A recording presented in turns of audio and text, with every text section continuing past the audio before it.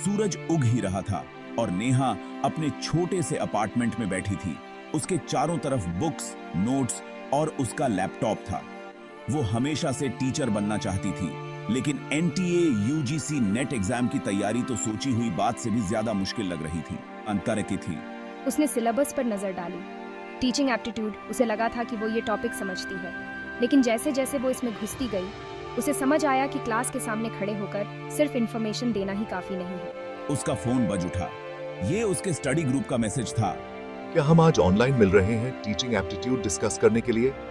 मैं levels of teaching में फंस गई हूँ। हाँ, मैं इसके बारे में पढ़ रही थी। मेमोरी, अंडरस्टैंडिंग और रिफ्लेक्टिव लेवल्स है ना, लेकिन मुझे अभी भी समझ नहीं आ रहा कि मैं उन्हें क्लियरली कैसे एक्सप्लेन करूं। कुछ ही देर में ग्रुप कॉल शुरू हो गया। उनमें से 4 थे, नेहा, अनुज, पूजा और रमेश। सभी एक ही एग्जाम की तैयारी कर रहे थे।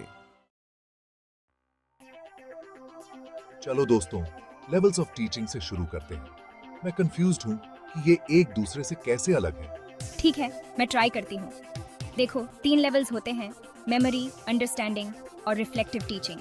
क्या मेमोरी टीचिंग का मतलब बस रट्टा मारना है?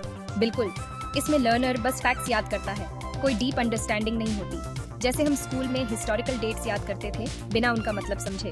और अंडरस्टैंडिंग का मतलब है कि स्टूडेंट्स जो पढ़ रहे हैं उसे समझ भी रहे हैं, है ना?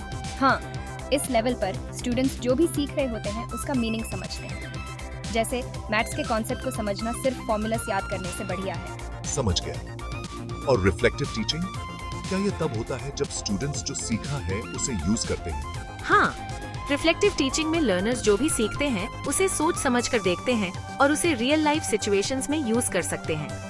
यह टीचिंग का सबसे ऊंचा लेवल होता है क्योंकि यह क्रिटिकल थिंकिंग को बढ़ावा देता है। ये बात समझ में आती है। तो हमारे जैसे एग्जाम में रिफ्लेक्टिव टीचिंग ही इम्पोर्टेंट होता होगा, है ना? बिल्कुल, ये एग्जाम सिर्फ फैक्ट्स रटने का नहीं है। हमें कॉन्सेप्ट्स को समझना होगा और उन्हें अलग अलग सिचुएशंस में यूज करना होगा। अगले दिन ग्रुप ने लर्नर्स कैरेक्टरिस्टिक्स के टॉपिक पर बात करने का फैसला किया। मैं एडोलेसेंट वर्सेस एडल्ट लर्नर्स के बारे में पढ़ रही थी। एडोलेसेंट्स ज्यादा इमोशनल होते हैं जबकि एडल्ट्स प्रैक्टिकलिटी पर ध्यान देते हैं, है ना? हाँ, लेकिन ये इससे भी ज्यादा है। एडोलेसेंट्स अभी भी कॉग्निटिवली और सोशली डेवलप हो रहे होते हैं, इसलिए उन्हें ज्यादा गाइडेंस की जरूरत होती है। दूसरी तरफ एडल्ट्स अपनी लर्निंग में ज्यादा सेल्फ डायरेक्टेड होते हैं। इसे थे सही कहा। और एडल्ट्स अक्सर अपने लाइफ एक्सपीरियंसेस को अपनी लर्निंग में लाते हैं, इसलिए adult learners real world applications पर ध्यान देते हैं। तो क्या इसका मतलब ये है कि हमें एडल्ट्स और एडोलेसेंट्स को अलग अलग तरीके से पढ़ाना होगा? बिल्कुल, एडोलेसेंट्स के साथ हमें उनके इमोशनल और सोशल डेवलपमेंट को ध्यान में रखना होगा, जबकि एडल्ट्स के साथ जरूरी है कि हम उनकी ऑटोनॉमी का सम्मान करें और उन्हें नॉलेज को प्रैक्टिकली यूज करने में मदद करें। इंडिविजुअल डिफरेंसेस भी मायने रखते हैं, है ना? हाँ, कुछ स्टूडेंट्स एकेडमिकली बहुत अच्छे होते हैं, जबकि कुछ को सोशली या इमोशनली परेशानी हो सकती है। टीचर्स होने के नाते हमें इन डिफरेंसेस के बारे में पता होना चाहिए और अपनी टीचिंग को उस हिसाब से ढालना चाहिए। अपनी समझ कहते हैं। इसलिए लर्नर को समझना उतना ही जरूरी है जितना कि उस कंटेंट को समझना जिसे हम पढ़ा रहे हैं। Chapter 4, factors affecting teaching. जैसे जैसे उनकी चर्चा आगे बढ़ी, ग्रुप टीचिंग को प्रभावित करने वाले फैक्टर्स पर आ गया। ऐसे बहुत सारे फैक्टर्स हैं जो टीचिंग को प्रभावित कर सकते हैं। यह सिर्फ टीचर की बात नहीं है। सही कहा। लर्नर का background, available resources, learning environment और यहाँ तक कि इंस्टीट्यूशन की पॉलिसीज भी मायने रखती हैं। हाँ, जैसे अगर लर्निंग एनवायरनमेंट सही ना हो, जैसे अगर क्लासरूम बहुत ज्यादा नॉइजी हो या रिसोर्सेज की कमी हो, तो यह पूरी लर्निंग प्रोसेस को प्रभावित कर सकता है।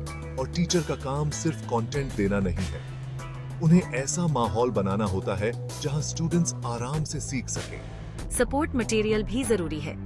आजकल टेक्नोलॉजी के साथ हमारे पास इतने सारे रिसोर्सेज अवेलेबल हैं, जैसे ऑनलाइन प्लेटफॉर्म्स, इंटरैक्टिव टूल्स और यहाँ तक कि वर्चुअल क्लासरूम्स भी।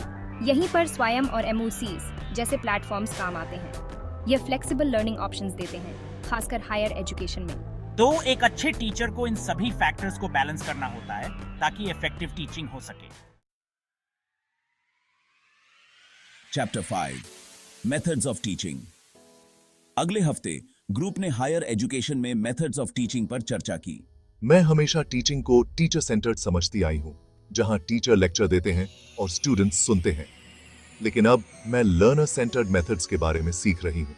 हाँ, लर्नर सेंटर्ड मेथड्स में ध्यान स्टूडेंट की लर्निंग पर होता है, टीचर के पढ़ाने पर नहीं। ये ज़्यादा इंटरैक्टिव होता है, जैसे डिस्कशंस, प्रॉब्लम सॉल्विंग और प्रोजेक्ट बेस्ड लर्निंग। और ऑनलाइन लर्निंग इतना पॉपुलर होने के साथ मेथड्स भी बदल गए हैं। हमारे पास स्वयं है, स्वयं प्रभा है और अम्यूचिस है जो फ्लेक्सिबिलिटी देते हैं। तो कौन सा बेहतर है, टीचर सेंटर्ड या लर्नर सेंटर्ड? दोनों ही अपनी अपनी जगह ठीक हैं।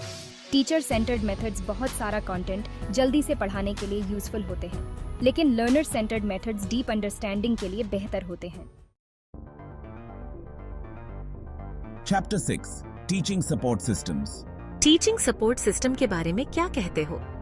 ट्रेडिशनल वर्सेस मॉडर्न मेथड्स के बारे में बहुत बातें हो रही हैं। ट्रेडिशनल मेथड्स में chalk and talk, text books और लेक्चर्स शामिल हैं, जबकि मॉडर्न मेथड्स में आईसीटी टूल्स जैसे स्मार्ट बोर्ड्स, ऑनलाइन प्लेटफॉर्म्स और मल्टीमीडिया शामिल हैं। तो बात यह है कि लर्नर्स की जरूरतों और सब्जेक्ट मैटर के हिसाब से दोनों के बीच सही बैलेंस निकाला जाए। Chapter 7 evaluation systems.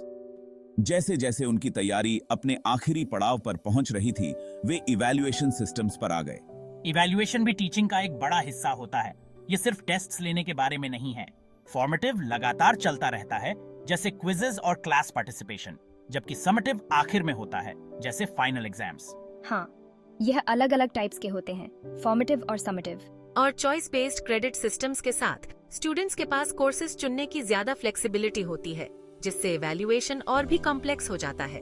इसके अलावा कंप्यूटर बेस्ड टेस्टिंग और दूसरे इनोवेशंस भी हैं, जैसे ओपन बुक एग्जाम्स और प्रोजेक्ट बेस्ड असेसमेंट्स।